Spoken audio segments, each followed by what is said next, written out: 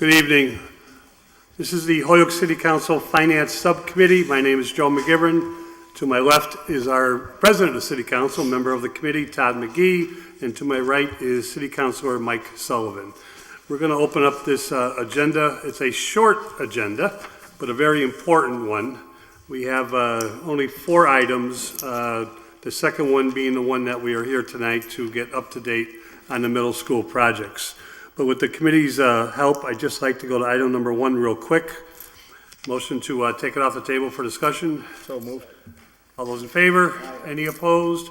Item number 1 was introduced under my name as an appropriation transfer. It's from the city clerk's office requesting that a sum of $29,219.10 be transferred from senior elections clerk to assistant register of voters, the same amount. It is signed off by the mayor and is recommended passage, funds availability are signed off by the auditor. Motion to receive for discussion.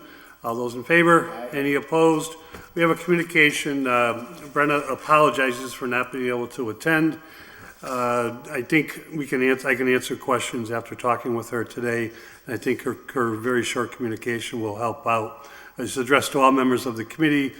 First, asking us to accept her apologies for not being able to attend. It was a family commitment at the last minute. Nothing to do with the guy on my left. And what she wants us to understand is that the transfer request will move the remaining money of the senior elections clerk position to the assistant register of voters position.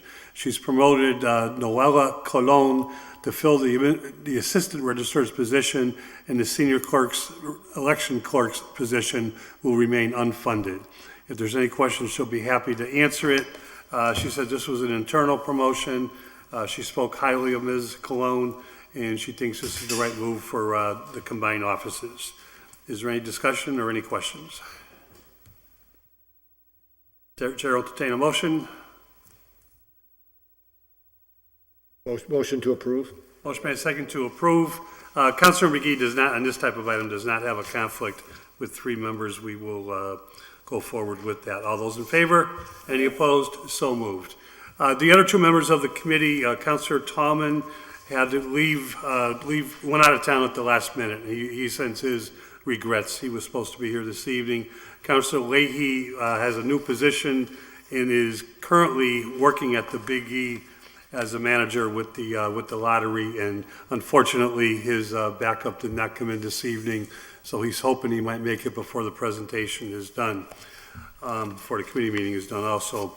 Our second item on the agenda is an item.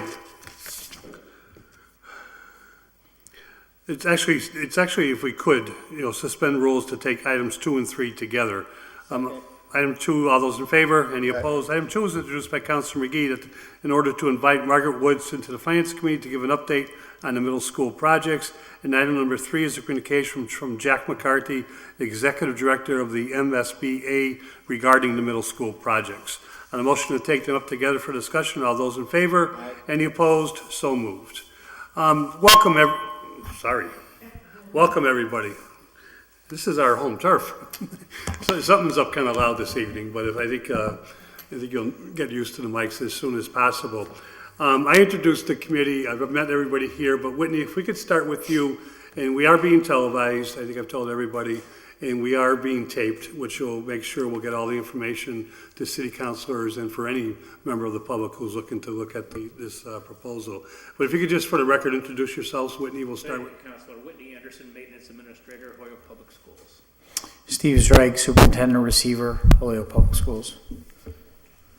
Margaret Wood, I'm the owner's project manager. I work for Pink & Company, and we have offices in Boston and Springfield.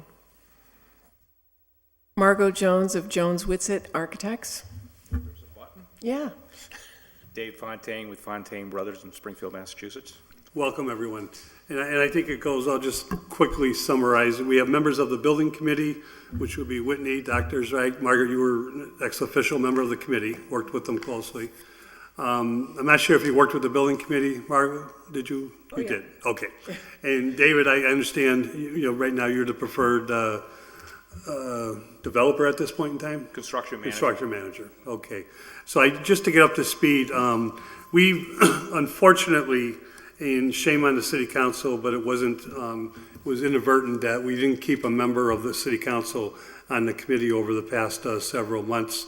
We think somewhere in the transition of term and transition of changing presidents, although we have a great president right here, we just missed the, replacing the member of the committee that was, I think in the beginning started it. Was either, Mike, I know you were going to do it after a point in time, or?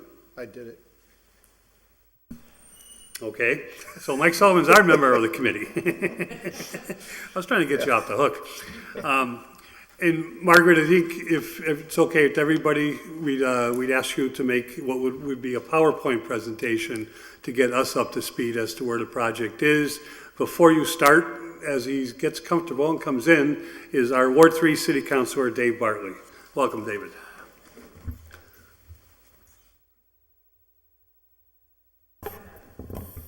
Margot, can you give Mr. Bartley a copy? Thank you. Okay.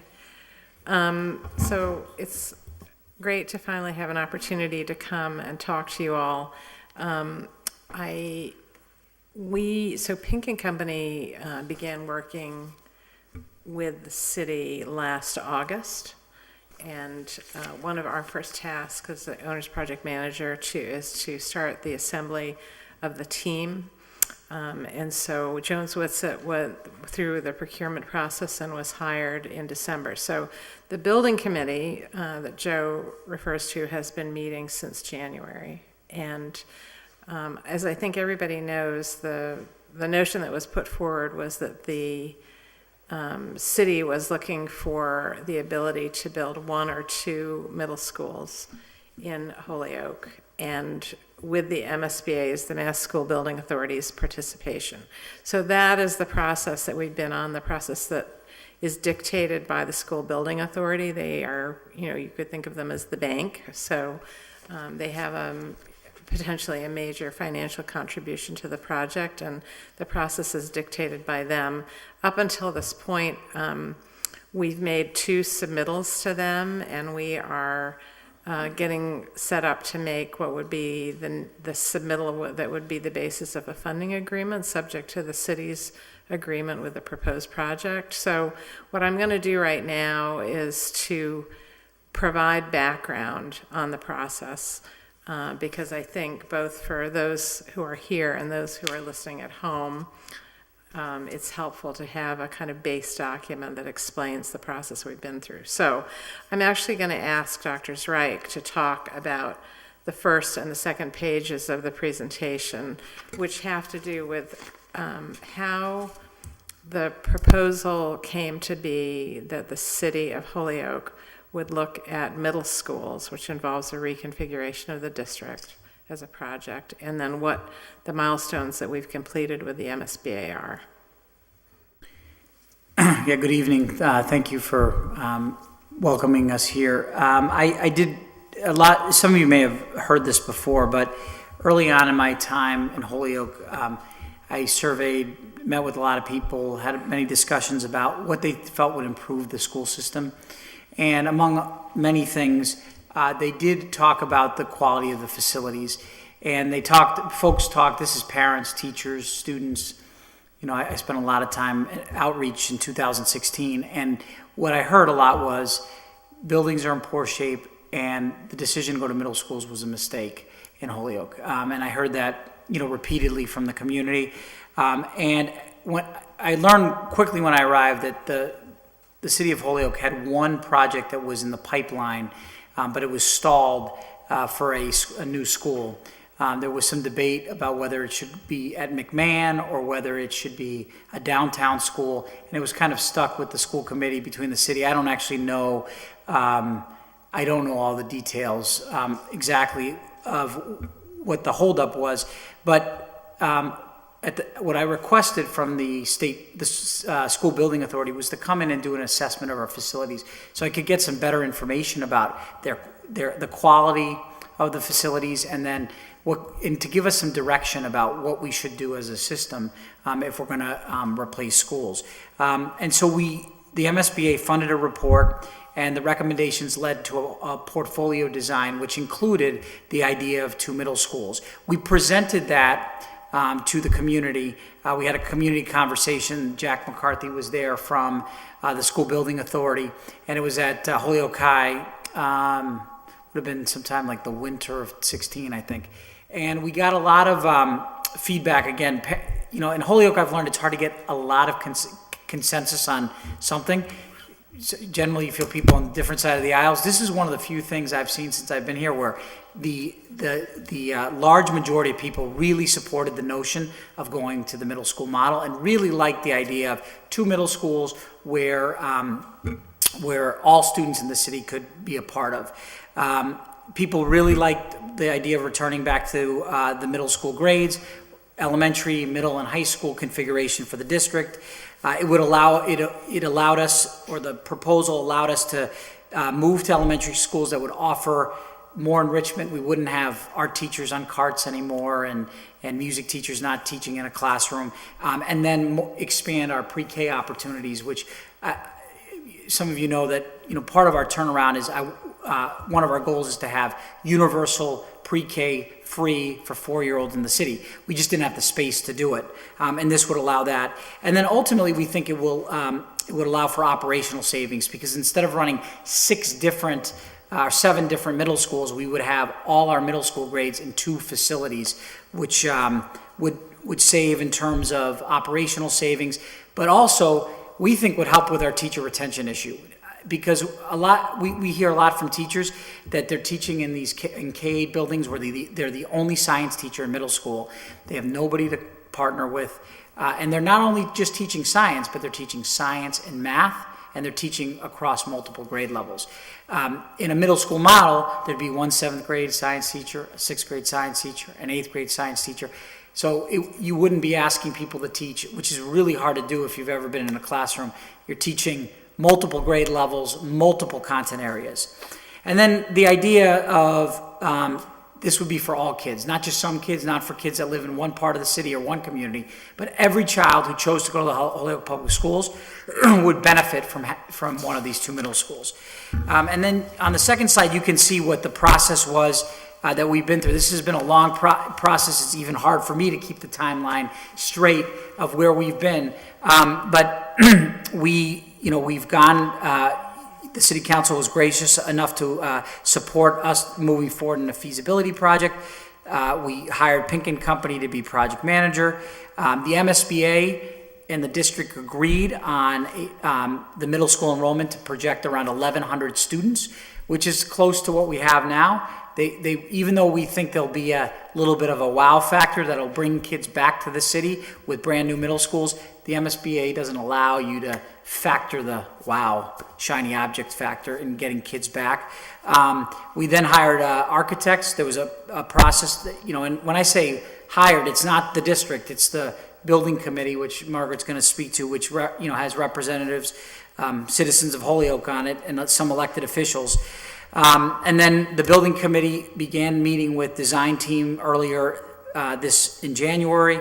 And then the big signature moment was in July, where we got approval from the state to move forward with the 2 middle school project, which is really unusual and rare that the school building authority would support 2 simultaneous buildings.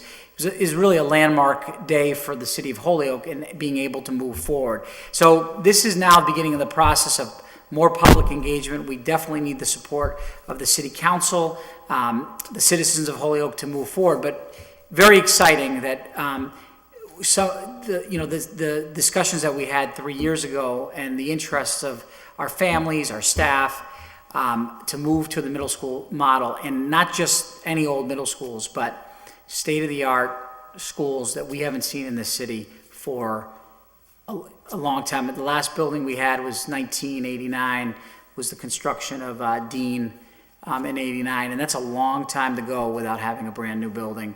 I don't know many communities that haven't had a new building in that time. Certainly have had renovations, and here's the district historian and city historian about that, but if Whitney can't remember, it's a long time ago.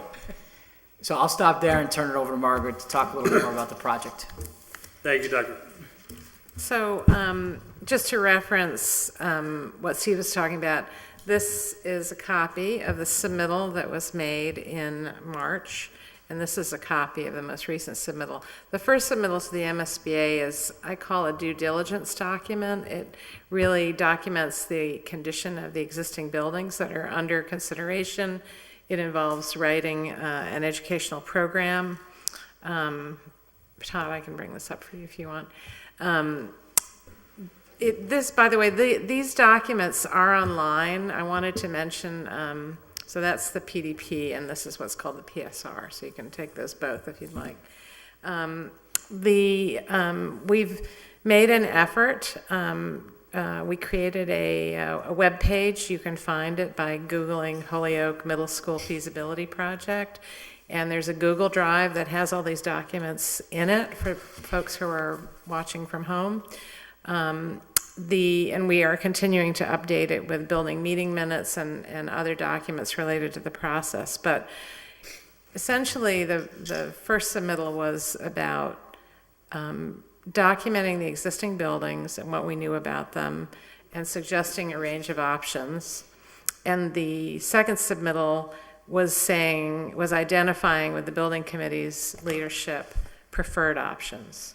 So the preferred options that we've been discussing are a new, well, actually, let me talk about the building committee, just because that's the next page in here. So the folks who have been meeting since January include Devin Sheehan from the school committee as the building committee chair, Dr. Zreich Whitney, Anthony Soto, who's the director of finance with HPS, Rory Casey, the mayor's chief of staff, Lori Belanger, who is the city's procurement officer, Mike McManus, the superintendent of public works, Irene Feliciano Sims from the school committee, Sandra Smith, who's the treasurer, and then two public members, Brian Beauregard, who works for Holyoke Gas and Electric, and Diane Verity-Lukomsky, who is a graduate of the Holyoke Public Schools, went to Peck, actually, with Devin, as it matters, if anyone's interested.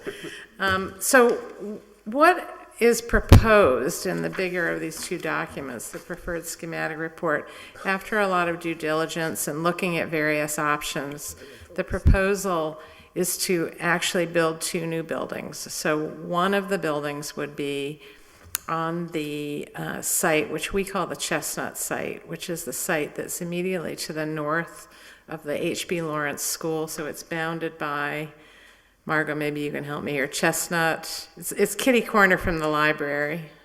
Actually, Dave, you probably know the site as well as any of us, right? It's the lot where it's the block where there had been a Catholic church which burned down, I think, about 20 years ago, 15 years ago. Pretty much was Took the rest of the block with it, and I believe has been vacant ever since. So it has been, the observation, I think, from folks at the city is that it's a site where building a new school would really make a difference to the kind of urban redevelopment of the city, and it's a location where there are a lot of kids to be served. The second site that we looked at, we looked at a number of sites, but the second site that was identified for a second new building is the location of the existing Peck School. So the Peck School was built in the 70s, is not a fine example of educational architecture, even from the 70s, and is actually quite a bit larger in terms of square footage than a normal building for that many kids, but it's actually, because of the inefficiencies of the design, it's not very occupied. And it was deemed not cost effective to renovate.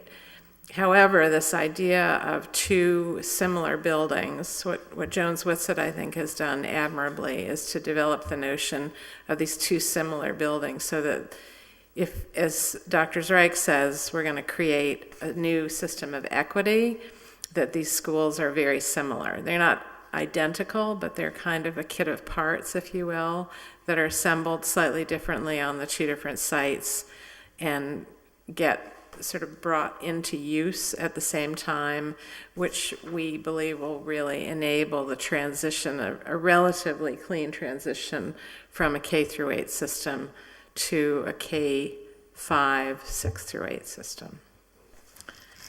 So in the big picture, that would mean that both of these buildings, if the city agrees with this proposal, would be occupied for the fall, the academic year 2022-2023. So that's what was proposed, but I want to sort of transition. We do have building plans. Margot's brought site plans and building plans for each of the buildings, which, Margot, maybe you could distribute while I'm talking. But what I want to stress is that the reason the MSBA has supported this project is for 3 major reasons. So one is that it is the most equitable solution in terms of providing very similar buildings at the same time in a way that we think will be, quite a game changer for the district. In the range of options that we looked at, these 2 proposals were the most cost effective.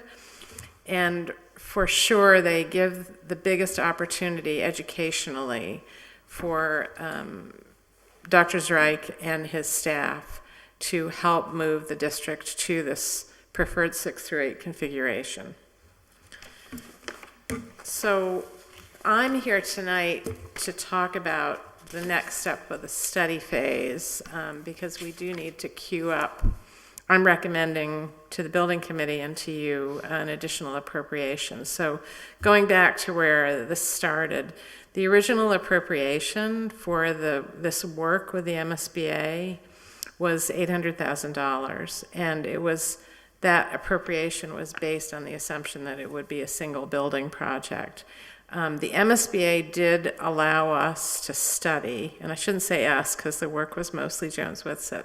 They did allow us to study as a team this 2-building solution.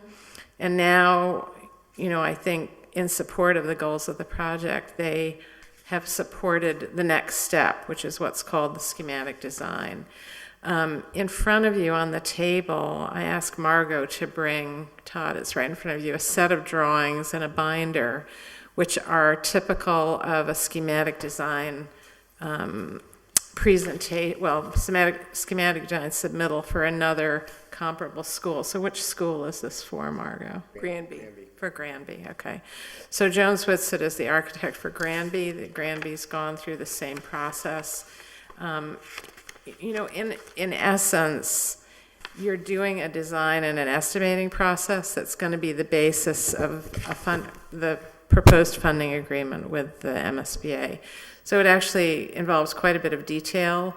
We've also identified, because we have a second site, we have traffic studies and other hazmat studies and other things that we need to do on the second site, on the PEC site, in order to come to a firm, credible cost for the project. So this page that says what will it cost to study is a summary. Now the good news about this is that for the purposes of the study, the MSBA's base reimbursement rate to the city of Holyoke is 80%, which is great. 80% is the maximum in the state. So the lowest is, I think, around 33. Holyoke is in a group with other cities like Chelsea and Lynn getting the maximum rate. So of the original $800,000 for the 1 school study, the city's share was $160,000. I'm recommending that now we need to do a second schematic design for second school, that there be an additional appropriation of $390,000, of which the city's share would be $78,000. So the total of the city's investment for this would be $238,000. But I think it's not appropriate to talk just about the study without talking about what we've learned about project cost and the projected complete cost of the project, because that's part that I think the Finance Committee and the City Council need to start to get up to speed about. So the next page explains a little bit more about the appropriation. On the following page, it says, what is the next step with the MSBA? So this is this piece of us undertaking the schematic design. I do want to say, as part of this process, we've gone through a procurement for a construction manager to assist us with estimating. We think this is going to be a great process for the city because, as I mentioned earlier, the agreed upon amount at the end of this phase is the basis of the agreement.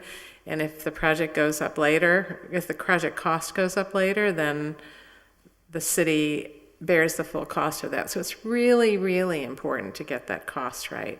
So Fontaine Brothers of Springfield were selected last week by a subcommittee, a CM selection committee of the building committee, and Dave Fontaine Sr. is here with us tonight. But the next step is really to take these two proposed projects and develop them further and develop a cost further. As I mentioned, we really need to get the price right because if we don't, the city, wouldn't be any future reimbursement from the MSBA. So what are the next steps for the city council? So there's the appropriation. We also, I think, really need and want a city council member to be a member of the building committee. Mr. Sullivan was good enough to participate in the CM selection committee process and has been a huge asset already. So Mike, I'm not calling you out, but I think it's really time for one or more members of the city council to participate in this process as we move it along. We are going to be meeting, the building committee will be meeting approximately monthly from now until January. Then I think another piece that it is time to discuss is that the mayor and his role in this process has reviewed the funding options for the project and believes that the best route for the city is to do a debt exclusion vote. So this is what East Hampton just went through. And for a project of a relatively similar dollar value, I think. A little less. And then I think we want to have a plan for when we would come back to you to make regular updates. And then I want to talk a little bit about the project cost with you here and then with the city council. So, Margaret, yes. excuse me, would you just touch base briefly for the benefit of the committee to explain to them why Fontaine Brothers was engaged and that construction management at risk model was entertained? Yeah, so there are, for those of you who have been in Massachusetts and involved with building projects for a long time, you probably are familiar with how projects were done up until 2006, I think, which is the state had a system called Chapter 149 procurement, which is what is also called design, bid, build. So you would have a designer, they would do a set of documents, you would bid it, you would take the lowest qualified bidder, thank you, and then you would build the project. And that's actually been, a good system for lots of projects. However, our experience has been that having the contractor be part of the pre-construction team, you're able to get into a much greater depth and have a level of understanding about how you're going to build the building, what the implications are of the systems and the construction type that you're working with. And fortunately, in 2006, the state enabled what is called construction management at risk procurement. And so construction delivery, that is a process through which through a competitive process, you advertise for and take in first qualifications and then technical proposals, including price proposals, for the work of participating in the pre-construction phase. The city does have the opportunity to decide during the pre-construction process whether they want to continue with the construction manager at risk or whether to go back to the design bid build process. But it does allow you a way to bring in the knowledge, I think the very important and useful knowledge of a construction manager into the pre-construction process. And we had three really terrific firms provide us technical proposals and interview last week, and I think we learned a lot from all of it, and we're glad to have Fontaine Brothers on board. Thank you very much. Did I forget anything? No, that's beautiful. Okay, You might mention that that's for one project, for one project. right? Yeah. Because of the legal limitations, you can only hire a construction manager for one project at a time. Mike? Yeah, and, I sitting with the committee, one of the great things we learned about Fontaine also was that they were also the builders of Holyoke High School and Dean Tech, and most recently the new Plain School over in South Hadley. And going back to our own experience of the condition and the shape and the future of the high school and the viability of the buildings going forward, that impressed me the most. Yeah. So, And go ahead. how many they've done and come under budget. Yeah, that's right. So built over 100 schools, I think was what you all said. You've built over 100 schools. Over 100, yeah, Yeah, throughout the in state. area, Yeah. so. Dean Voltech, though, kind of dates us now a little bit. I can't believe they would go back 6. So, Mayor wasn't even born when Dean Tech. Mike didn't say which high school now, which Holyoke High School. that's right. The original. The second one, So, Second one? yes. The original burned. I was old enough that it was a community college at that time. That's right. there we go. So, I want to segue into talking about how much this project is going to cost, because since you're the finance committee, I'm assuming that's the core reason we're here to talk. And I think before we dig into those numbers, I want to get out ahead of an issue, which is always an issue, which is what the MSBA's share will be. So, I think it's safe to say that the MSBA has kind of changed the face of public school buildings since it was kind of reinvented as the school building authority. Many of you will remember the old school building authority before them, but the MSBA is quite a different organization, has a very structured process. And one of the things that they've done is to create a very structured process for determining reimbursement rates. So when the city of Holyoke entered into the process, there were all sorts of documents stating that the what they call the base reimbursement rate is 80%. And that is true for the feasibility and schematic design process. However, in the construction process, the MSBA does have caps on certain significant components of the project. The two biggest ones are they cap site costs, like the cost of all the site work is capped at 8%, so they won't reimburse above 8%. But more critically to this project and to most projects, they also cap construction cost on a square foot basis. So I don't remember the original number, but when the original legislation was passed, I'm not sure that anyone foresaw how quickly construction costs would escalate in the state. But it didn't take long. I think we only did one project with the MSBA before the typical cost per square foot had exceeded what at that time was the cap. So the MSBA put in place a process, a sensible process that looks annually at the cap. But the cap has increasingly sort of fallen behind the real cost of construction. Today, if we had a project that was going to the MSBA board for a funding agreement today, the cap would be $333 a square foot. But we're talking about for projects in this area, including the project that was recently improved in East Hampton, projects that are, $450 and up. So the difference between the $333 cap and the estimated cost of construction, including escalation, is not reimbursed. And so that, when you look at the math on that, that is typically resulting in a, what we call an effective reimbursement rate that is in the neighborhood of 20% less than the 80%. And, I will say when we were at when we met with the MSBA in August and the board discussed and approved the project, the last thing that was said on the way out the door was Sean Cronin, who is the representative from administration and finance on the project, did say, make sure you tell everybody that it's not going to be 80%.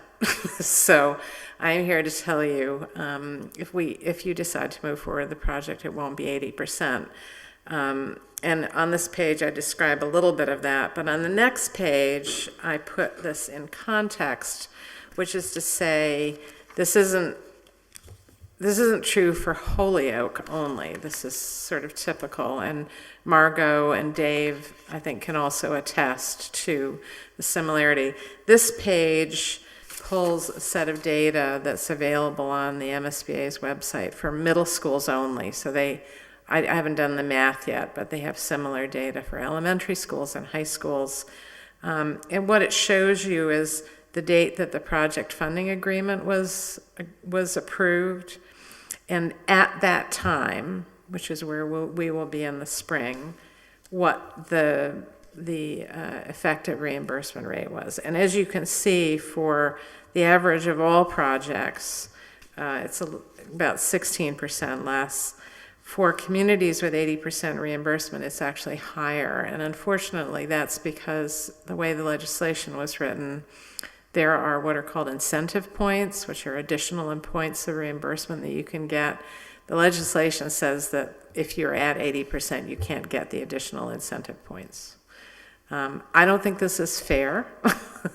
And I'm not crazy about being the messenger for this, but I'm here to sort of tell you the process and make sure that I help answer any questions that you have. So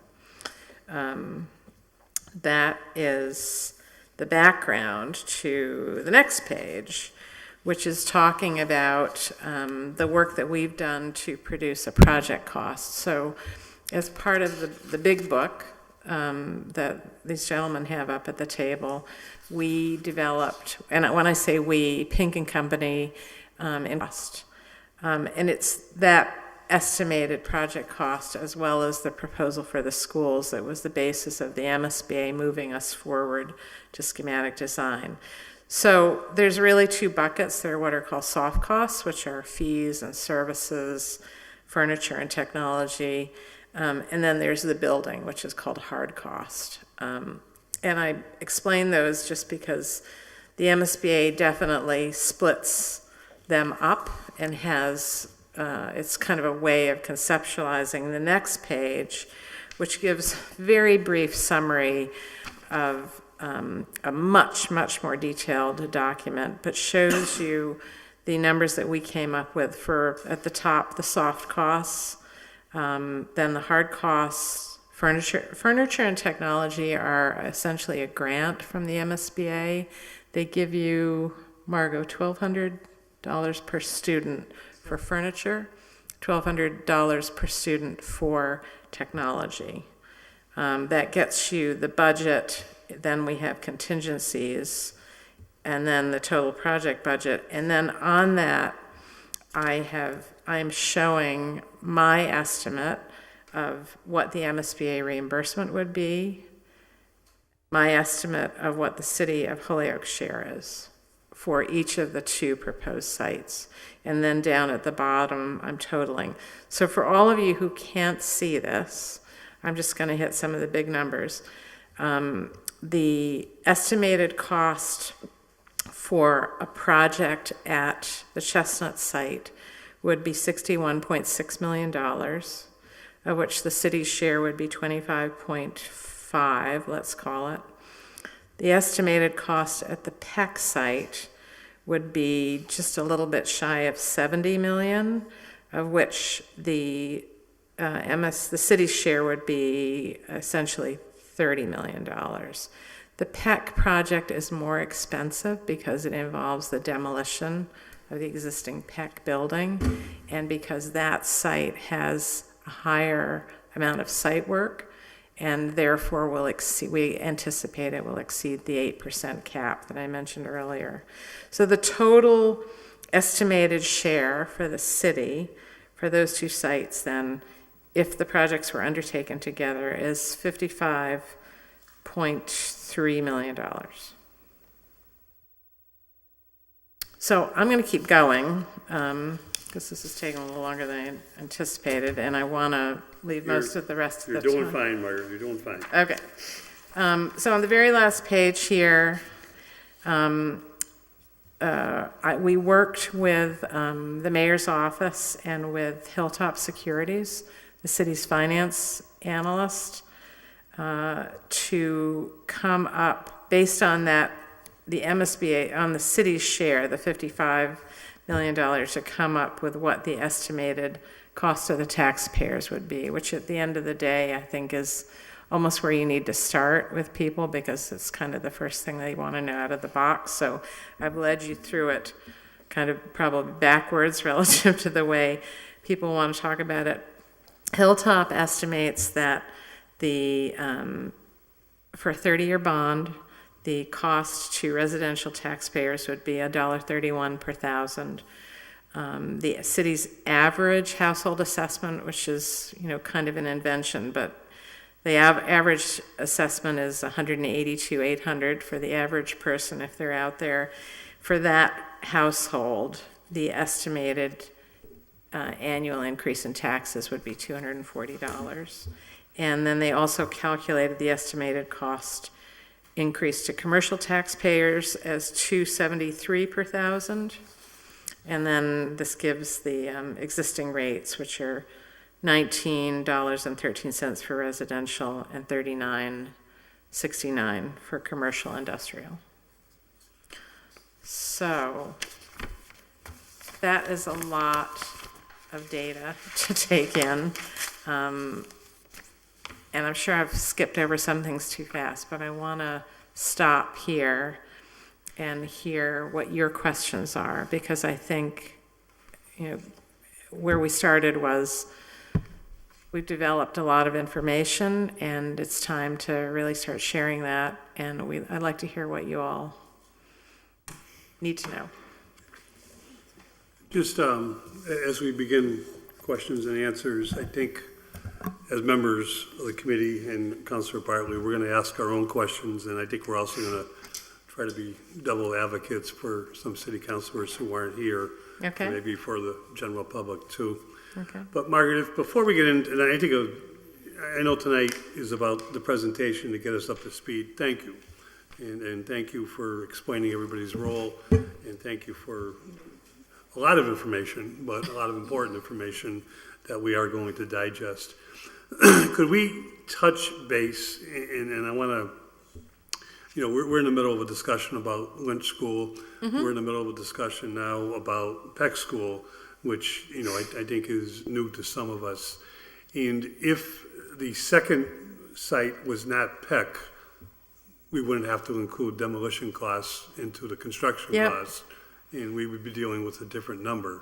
Yep. And the possibility of developing Peck for something else besides a school use would also be on the table. Yep. Why does the MSBA not look at Lynch as a viable project or Peck as a viable project for middle schools down the road? So I'm going to give my perspective, and then I'm going to ask Margot to chime in, because I'm sure I'll miss some things. Going back, I really skimmed over this because I wanted to get to the numbers, but in the PDP document, which is the smaller document, if we pulled it out, we actually looked, Jones Whitsett brought to the building committee a comparison of a lot of different sites. And actually, we looked, just to name a few that we looked at in that process, we looked at the H.B. Lawrence building. We looked at the McMahon site. We looked at another unbuilt site in the city. Whiting Farms. Whiting Farms. We looked at the Lynch School. Am I missing any? I don't think so. All of those were An extension to the McMahon School. and an extension to the McMahon School. So the idea was to cast the net very broadly in terms of looking at options and then to kind of look at the pros and cons. I think that the Lynch School, I mean, I know Margot and I were talking about this recently, you know, it's a handsome building. And I think but from our perspective, we have to put the MSBA frame on this. So I would say that it is a fair statement that the city could not undertake any of these school projects without the MSBA support, because any of them all of the ones we looked at were in the $50+ million range for construction. The issue that we saw with Lynch is that the MSBA has kind of three cornerstones of consideration when they look at buildings, and it's actually on the MSBA website. If you open it up, it says, our mission is to partner with Massachusetts communities to support the design and construction of educationally appropriate, flexible, sustainable, cost-effective public school facilities.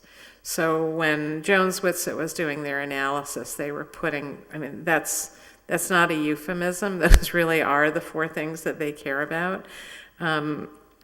So, you know, let me just go through those with Lynch in mind. So, educationally appropriate. So, in order for the MSBA to fund a project, they have to, the building has to meet the MSBA's space guidelines. So they have these, you know, very rigorous space guidelines. And I think it's important to remember that the whole reason the MSBA exists is to elevate the condition of school buildings in the state in order to create the place to do 21st century teaching, right? So they're really serious about their space guidelines. They want the classrooms to be of sufficient size that they're flexible, so that if there's a bump up in population size, the classrooms can support it. They want you to have enough science classrooms, art classrooms, all the special spaces, special education. In fact, the DESE has very rigorous requirements as part of the MSBA requirements for special ed space. So there's a document which again is in both of these submittals, in which Jones had to document that. The second thing is flexibility. So as Steve mentioned in his introduction, I think one of the things you hope when you do a building project is that the creation of a new school or a newly renovated school is going to actually draw people to the district, draw families to the district and to the school that might not otherwise choose to be there. And so the MSBA expects you to be able to expand a building beyond what is being proposed in the future. And then the third is cost effective. They want to see, they do put the educational piece above the cost piece, but they do not typically support projects which are the most expensive or on the higher end of the expensive options. They look to the design team to make a cost-effective project. So when we looked at Lynch, through those particular frames, the Lynch School was built in 1952. We did do a comparison of the existing spaces to the MSBA requirements for a school of 550 kids. And what we found was that at a minimum, we would need to make an addition of 60,000 square feet to the Lynch School to have an equivalent school program to the new school building that was being proposed on the Chestnut site. Flexibility was a huge challenge. And I do have copies, because I was anticipating this might come up, of the Lynch School site. You all know it way better than I do. It has a very limited footprint. So when you think about taking the existing building, adding 60,000 square feet, and then still needing parking for staff, and then the expectation that the MSBA would have that we would then have a way to expand the school on the site, that's actually, I would say, a bit of a fail from their perspective. And then in terms of cost effective, because such a large addition was needed, it was not by a significant amount the most cost effective of the choices. So I went back and looked, and I think where Chestnut and Peck were sort of in the $50 to $56 million cost for construction, Lynch was upwards of $62 million. So, it is a handsome building. I think that for me, the real deal killer, and when I say me, my goal here is to make sure that you are able to get from the MSBA what you want. So for me, thinking about the MSBA's expectations, I think the limited size of the site at the Lynch site is probably the biggest drawback. Margaret, do you want to add anything to that? Sure. The initial report that was done by MSBA surveyed all the schools in Holyoke, and at that time, Lynch had been vacant. They looked at it, they said nice daylight, nice spaces, but that it would not be appropriate, partly because of the handicapped access issues that are built into the school. The gym's at a different level than most of the floor, major floor, and some of the corridors have different levels as you go up, and it would be really hard to actually make the school accessible without even further additions than we're going to be doing. So, or, you might need 2 elevators instead of 1. And even getting cars to an accessible parking space, it's on a sort of a hill, and it's because you can't build on the ballpark there. The park is off limits. It would just have been, it wasn't considered a good option then. We didn't think it was feasible either in that report. So, Mario, what was the second cornerstone? I lost it. Education. Oh, so the 3, and again, it's right on the MSP website. Educationally appropriate, flexible, Okay. which, flexible goes to internally flexible, but really the deal breaker we find is flexible site, the ability to expand, and the third is cost effective. And that's right there in the MSBA's mission statement when you go to their opening page. I think also when we looked at putting 80 parking spaces, it just wasn't possible. So you would have been spilling parking out onto the street and making neighbors unhappy. I will say that we've worked in cities where the renovation and expansion of an existing building, even though more expensive than the least expensive option or the most cost-effective option, if you will, was the preferred option. So it's not as though I think this is purely an evaluation of about cost, right? And I don't think the MSBA thinks that either.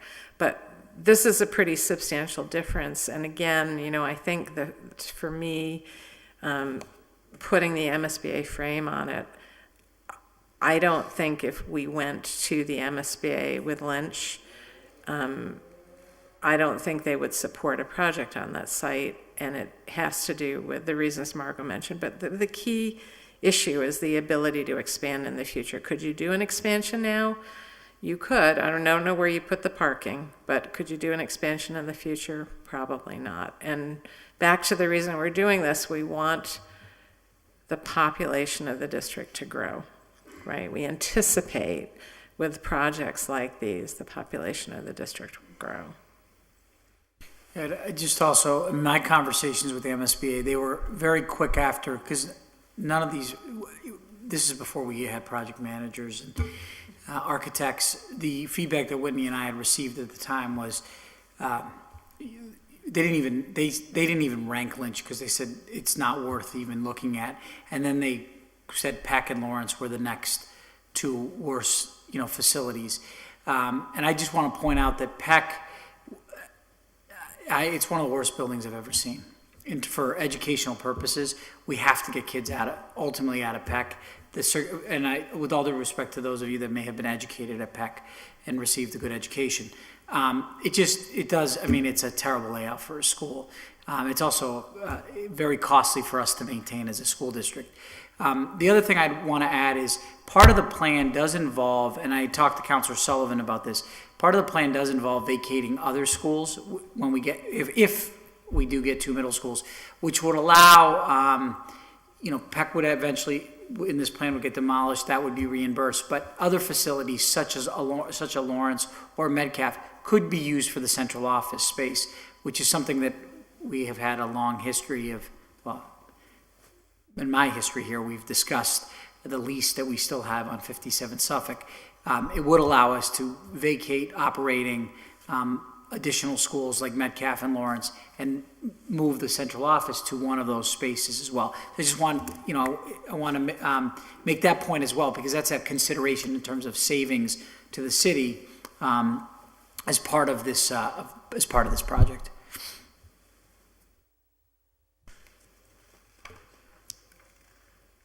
Did that? Peck. If we have a few ideas about why Peck is not, I understand the design. I'm going to let Margot take that one. I mean, I think most of us have lived the poor design history of Peck Junior. My daughters went to Peck. They got a good education, Doctor. Sure, I'm certain. But I can tell you some stories of what they went through.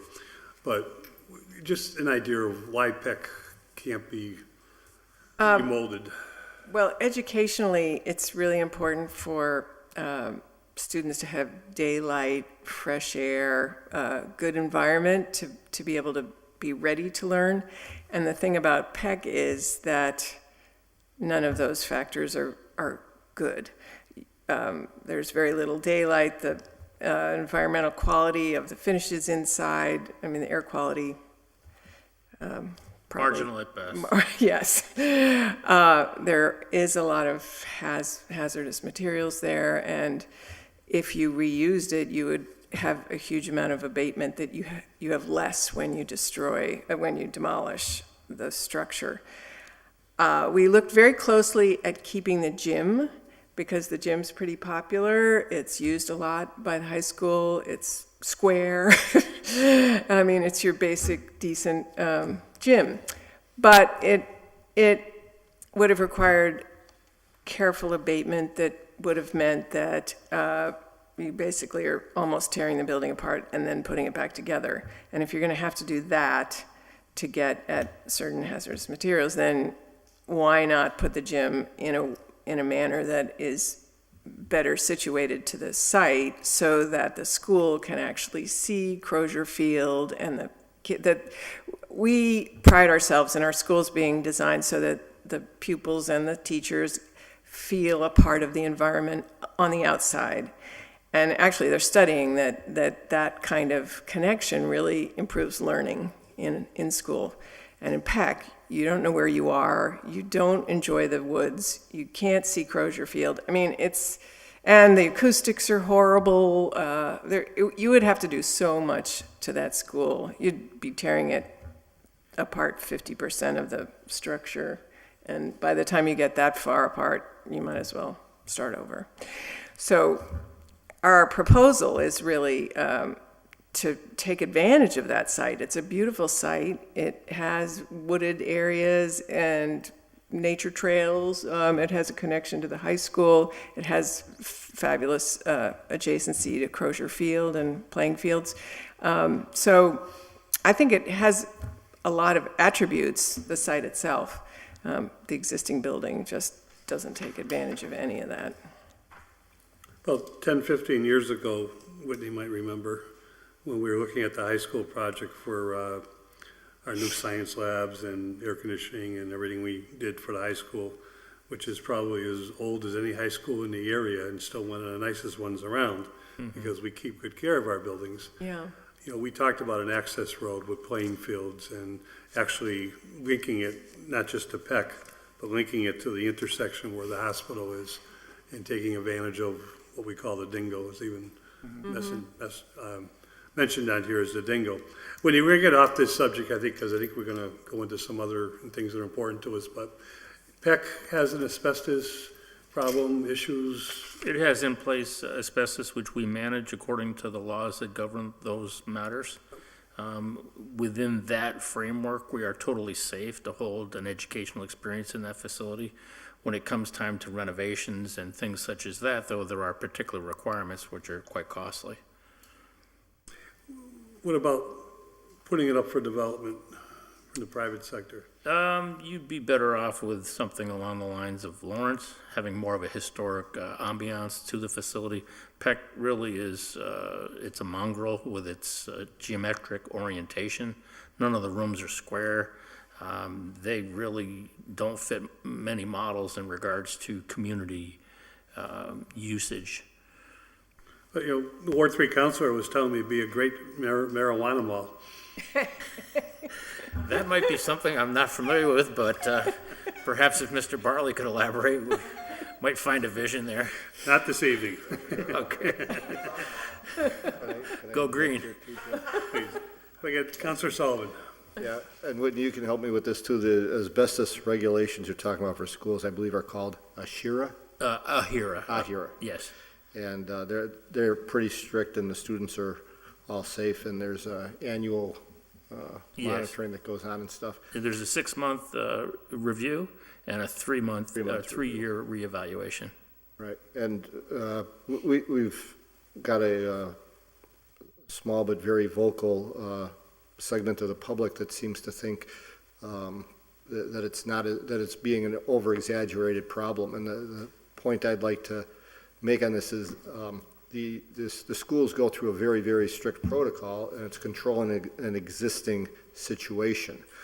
To put these up for redevelopment, I want to be very clear on this. I don't think anyone in his right mind would knowingly invest in a condo or a business and may potentially have trouble getting funding, trying to move into a place knowing full well ahead of time that such a condition existed.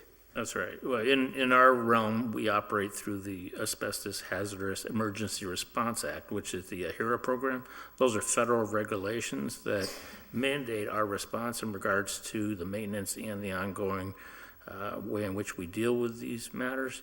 Correct, but it's an unfunded mandate. So there are no funds to come along with any of this activities that we need when we renovate or anything like that. You're absolutely right. Yeah, I just want to really get that out, because a lot of people don't seem to be getting that message to invest in a piece of real estate as a condo, knowing ahead of time that it had this existing condition. I think is just pure insanity. It would not, I don't mean to mention, but it would not be a good site to market for commercial at all. Matter of fact, I don't think it would even be thought about by any of us.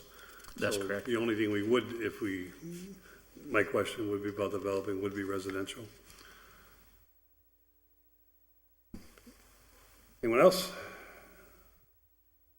If I could ask you, I want to make a statement, because I'm going to go back to the 80%, because eventually this is going to be, I think, 2017, we went through the idea of needing to build a new school and why a new middle school.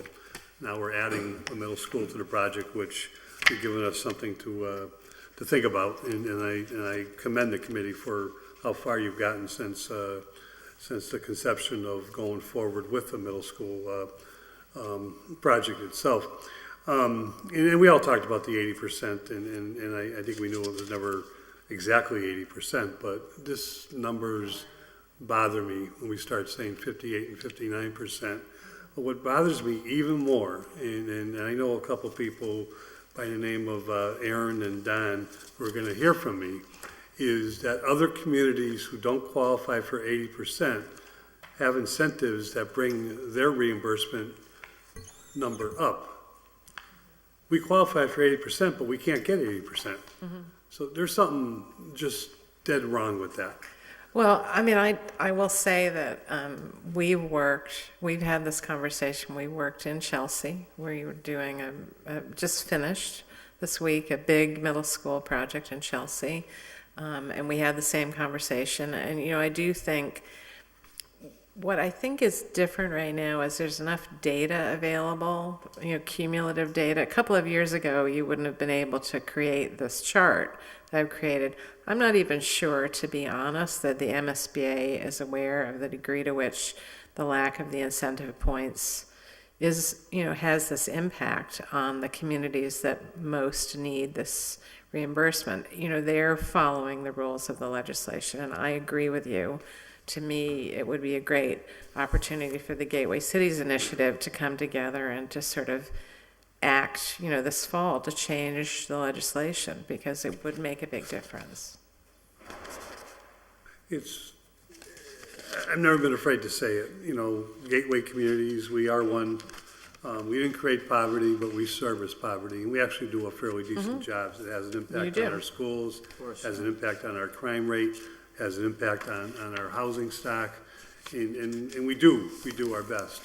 But the people in Holyoke, above the poverty level, should not be the ones that are funding 100% the services that poverty demands. My motto has always been, how do we break the poverty cycle? We start with education. How do we break this poverty cycle? We make sure our economic development plan is always looking for new business, new commercial, new jobs, and that our students that are coming out of schools are prepared for those jobs. But I've always said, and I'm not afraid to say it, is bedroom communities, have their own responsibility towards poverty. And for a while, the state seemed to recognize that. Of course, they were sued more than once and lost those suits. But they seem to be getting away from that. And this is just one small example of the Commonwealth of Massachusetts ignoring the real needs of a gateway community. And I'm going to stop short there, because I know we do benefit as a gateway community in many ways. But this is a big nut to crack in terms of these numbers, just on the surface. I have shared this data in a slightly earlier version with Representative Vega, and I think he shares your opinion about it. Well, we have a good voice in there, and he's going to hear a couple of our voices for sure. This is a lot of information. Is there any questions from the committee or Councilor Bartley? Just Councilor Sullivan? So the last page here, on this debt, I would like to get a little bit into the debt exclusion piece. And I'm a little bit disappointed that the mayor wasn't here. Somewhere in our discussions, or I've got an email that the $1.31 rate for the residential taxpayers, that didn't involve a commercial tax rate increase, but this page I'm showing here is showing it. Yeah, and so that was my misunderstanding of some material that Hilltop gave me. So their first take on this, because remember that everybody's kind of doing their first crack at this to be able to give you a picture. This is their first crack, based on the way, you would approach it given the current tax rate. So it's, all of these are draft numbers, but it's based on them assuming that it was a sort of typical project where taxes were shared in the typical proportion. So if I understand it correctly, if the voters agree to a $1.31 residential increase, the commercial rate is slammed with a $2.73 increase, That's the estimate, yep. which will now put us well over the highest commercial tax rate in the state. That's going to be a tough one. Now, there are other alternatives besides a debt exclusion. Can you touch a little bit on those other alternatives? You know, I'm going to say, Put you on the spot. I'm going to comment on the limits of my knowledge and say that I do think that discussion needs to happen, but I'm not the one to give you those answers, and I'm not even the one to lead the conversation. But I agree with you, Mike, that I think that this notion needs to be vetted. I think that it is a fairly typical, I will say, way that districts have approached this because it's kind of clean and simple in terms of its messaging and how it's approached.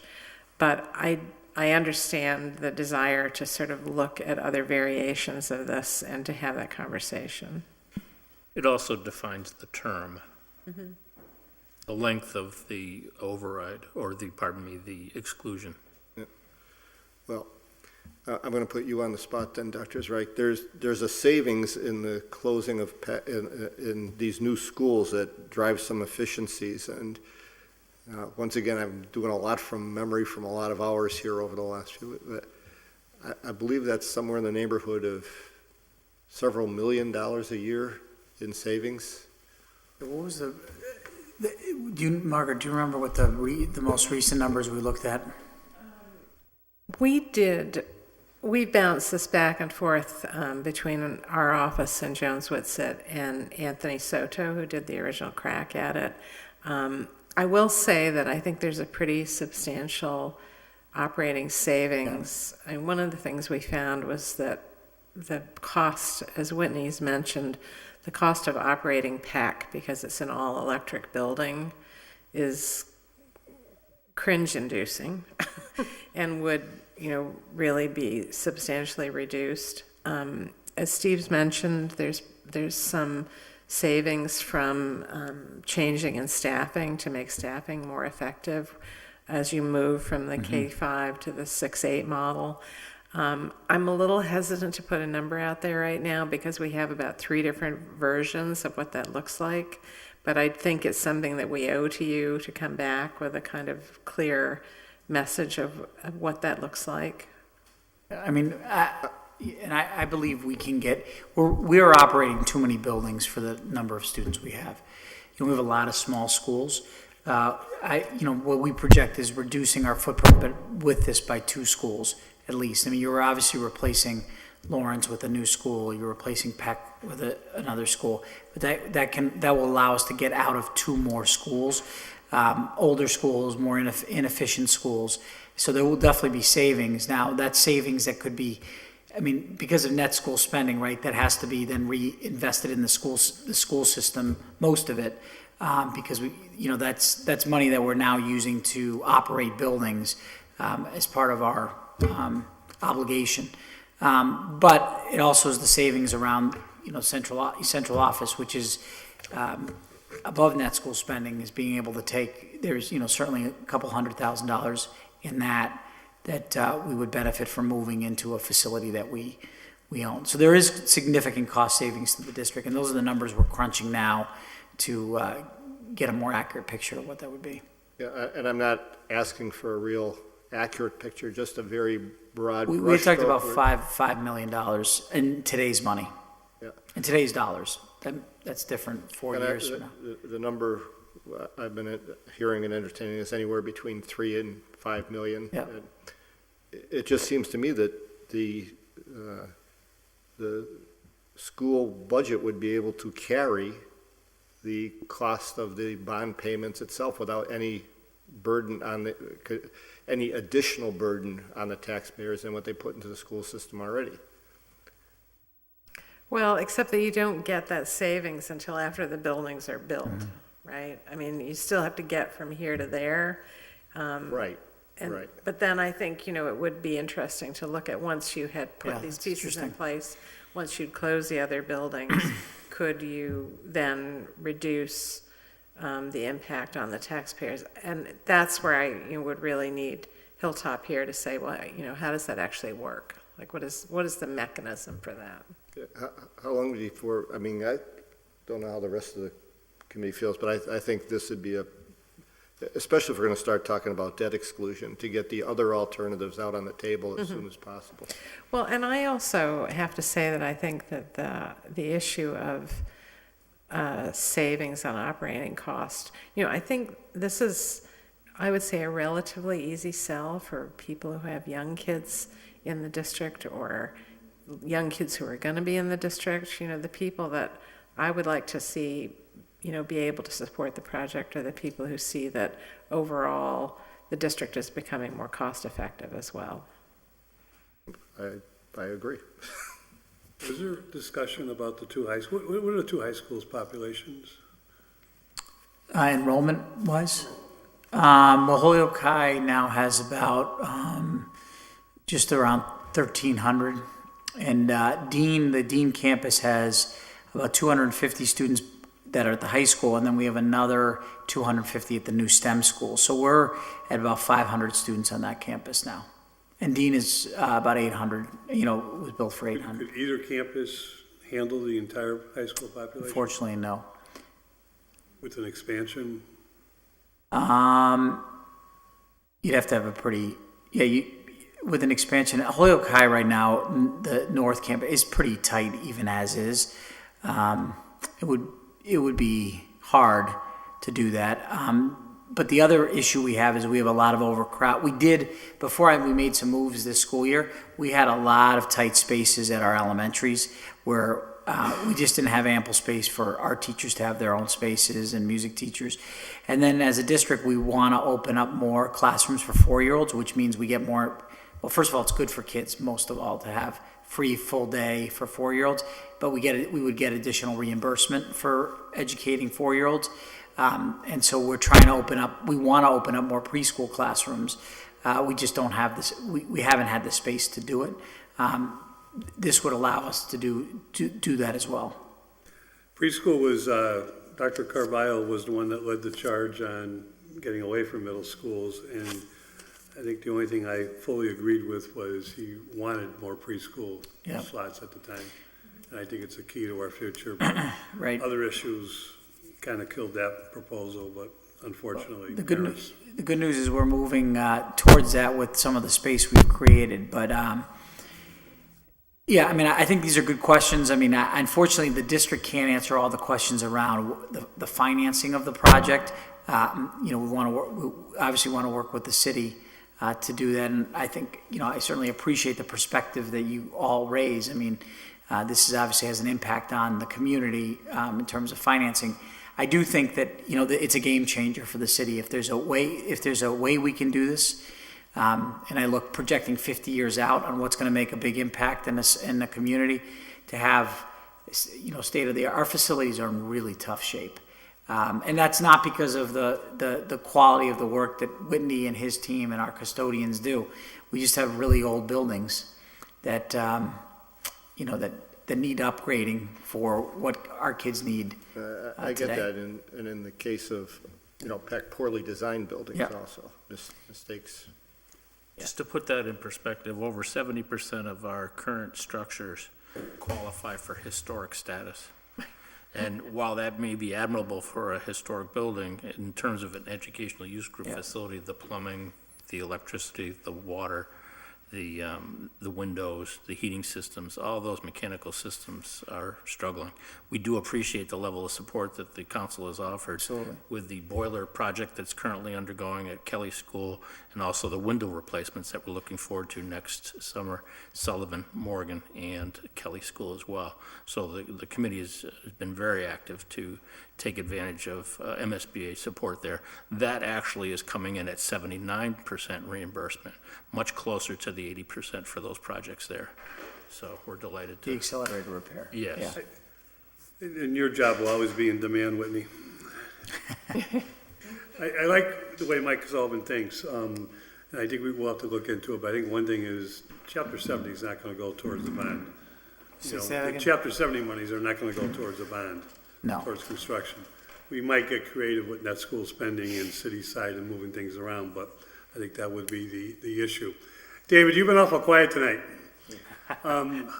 As construction manager, the Lawrence site, the Chestnut site, do you have a feeling for what's in the soil there? There's been some tests done by the diocese, some tests done by the city. We understand there has been some testing. We do recommend that there be a little bit more testing. I don't think anybody's identified any. A lot of underground streams, some call, we're sitting on an underground river here, so don't get scared, it's well into the That's not a ground. normal, but urban it's, development is you just, know, there was one gas station pretty close to that site, and of course, a lot of apartment buildings that sometimes the tanks weren't properly, you know, taken out or disposed of, but it's always sometimes an eye opener when any of the tests are run. but those things are very identifiable today, much more so than they were in the past. Or something. Okay. Dave, just for the committee and the public in general, one of the things that we touched on briefly, I believe, though, the environmentals that have been done both by the diocese and what you've seen so far are phase 1, correct? Yes, No phase 2, phase 3. not that we have seen. So we know that there was several fires on that lot. Ferguson Place burned to the ground, the church, and I believe I think 3 buildings. And at the time, remediation, wait for the motorcycle to go by. Remediation, an acceptable form of remediation for asbestos at that time was just to push it into the ground and cover it. I don't want to see another Parsons site rear its ugly head for us where we thought something had been remediated and properly funded. And No, the key now is research early on, and there's all sorts of new and improved ways of dealing with, let's call it dirty soil or this or that, than there ever used to be. It was always, well, just take it away and truck it to Minnesota. There's lots of options, but it's Ohio now, yeah. So the key is finding out what you have. But the key here, what I'm saying in the phase 1 environmental, that doesn't turn up. Where does that show up in the process? I think We're we're gonna, not far away we've from it. proposed, well, part of the money in this appropriation that we're asking for is for further testing. And there will be test pits done and magnetic imaging and I various get other all that. things. The point I'm circling around to is we have an offer from the diocese to sell us a piece of property for, I believe, $140,000 that's only had a phase 1 environmental that could be also sitting on a nest of asbestos as well. Would that be a fair statement? It certainly could be. Okay, Yeah. thank you. I'm gonna ask her. Yeah. For the Chestnut site, I'm just looking at your estimated numbers, demolition, abatement, all that stuff. We don't own it, so have you factored in the cost to buy it? We own Peck. We don't own Chestnut. So, no, but I will say that acquisition costs are not reimbursed by the MSBA, so that would be in addition to this. It is to sort of consider a below-the-line cost. The city has acquired some of the property. Right. Parcel by parcel. Not all the parcels. And there was unfortunately, proposal with the diocese, and involving the Holyoke Housing Authority to do some trades, which well, I'm not gonna comment on that, but the combined MOU just made no sense, because there was too much to lose and the city was exposed too high. But there's possibilities that we'd have to work with the housing authority and the diocese to make it work, to acquire all of the land. But it would add a cost to, even if it's not reimbursed, it would add a cost to the project. Yeah, I mean, I will say that the MSBA will also not agree to take the project to the next step unless you have site control. So I think that it's really important that that process moves forward.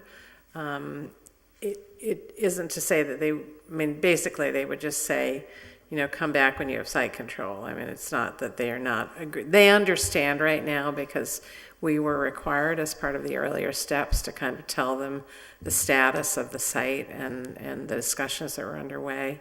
But they're not, I know you want it resolved, but they would want it resolved as well, I guess, is the point. Makes sense. Any other questions from the city council side? I just thank you, first of all. This became a good table setting. I had hoped a little bit more attendance by the city council and to hear some more things, but perhaps that tonight would not have been the right time to go too far into the financing, which is going to be the next big step for us. I did talk to the mayor today after he found out Rory could not make it. It was a last-minute family issue. He said he tried to make it. Obviously, he didn't, but he did promise that in an appropriation, just to get a discussion going, will be filed at our meeting next week, which will be, Margaret, the number you told me, 390. And that will come into this committee, and our next step will be what Mike and everybody is on our minds is going to be about. Let's start talking about debt exclusion, other alternatives, other ways of whatever we have to do. We need to absorb this in terms of, are there any suggested modifications, on our site? I thank you for answering some of my questions, because I like to get creative, and I think this is a creative project, and I think the numbers speak for themselves. With that in mind, is there anything else anyone would like to add? Can I just, I mentioned it to you, Counselor, that on October 9th, there will be a meeting about school funding that Holyoke's hosting for some of the urban gateway communities to talk about the funding formula for schools, which I know has been a topic of conversation. So we expect a contingent from Brockton, from Worcester, Springfield. Aaron Vega is going to open the meeting just to talk about some of the concerns and questions that gateway communities have, very similar to what we discussed in the spring. Of concerns about funding for our schools. So I want to invite the Finance Committee to that meeting. I'm going to send Councilor McGiverin the flyer so he can distribute to the rest of the council, but would love to have some of you there. I know I want to participate. I want to get there myself. And we can open it up to the full city council. Oh, of course, yeah. Mike? What about, given Holyoke's situation stuff, federal grants, are there any other possibilities being looked in, for construction, for buildings? Yeah. I defer. Is there federal money, just state money for? Well, I'll tell you that the dilemma about it is that if you do get other grants, for instance, we've had districts apply for grants for installing solar, for instance, on projects, but the MSBA looks at grants that you get as sort of, they take it off of their grant. So to some degree, I think the most cost-effective thing is to identify things that you want to do that can be funded outside and kind of on the backside of the MSBA projects, because even rebates, I think they kind of, if you get utility company rebates, they'll sort of take it off of their grants. So I don't think they do it to disincentivize that kind of effort. I think they just want to make sure that they're spreading the money that they have as far as they can, so. Okay, One question. Counselor McGee. There, in here, it says the submittal is due to the MSBA in February 2019. So relatively around the corner. With some of the things outstanding, is that a hard date? Is that No, I mean, I think that we could make a later submittal if the city needs more time to kind of chew through all of this. I think that there's a little bit of, well, from a practical perspective, there's a submittal date about every 2 months. So, and they're set dates. I mean, we didn't make up that date. That's like the date for February. So there would be a date for April and a date. So, yes, the date, it could be made at a later time. And there's a little bit afloat. I'm hoping Dave Fontaine isn't looking at the side of my head. In, trying to get to, and one of the things that we feel really strongly about is that we want to put forward something where there is unquestionably possible to have these buildings ready for September 2022, right? So you have to think if you're sort of compressing the time between the approval and that, you're taking time out of the design and construction schedule that's been proposed. But I'm not going to say that we couldn't do it. I'm just going to say that's the thing you would want to look at. So that's the context. Okay. All right, so I would suggest, because this goes hand in hand with our next step of the financing, that we just keep these items in committee. Okay, so make a motion to lay items 2 and 3 on the table. All those in favor? Any opposed? We got one quick thing, if you could hold on a minute just to let us finish this, and then I'm going to ask you, what are we keeping and what are we doing? Item 4 is just an order by Councilor McGee that we want to tax Airbnbs. And take it off the table for a quick discussion. All those in favor? Any opposed? So moved. Councilor McGee? Table it because we're still waiting for the legislature to approve it. Okay. I knew there was a reason why we tabled it. Now we know why. Yeah, the governor approved it. Now it's sitting in the House and stuff to be approved. My good friend, the former Ward 7 Councilor Mark Joyce, will be very happy that we're looking into Airbnbs. I'm not sure if there are problems in your communities, but we have one house that operates as an Airbnb, and they have all the students from Smith College, Mount Holyoke alumni coming in and using it for graduation, using it for a party house for the weekend, using it for a lot of things, and he wants to know why they're there. And I said, well, you can rent your house. Joe, we're too old to get invited to college parties. I guess we are, Mike, We're too old to remember college parties. All right, a motion to keep it on the table. All those in favor? Any opposed? Motion to adjourn. All in favor? Any opposed? We stand adjourned. Thank you again. You're still on it.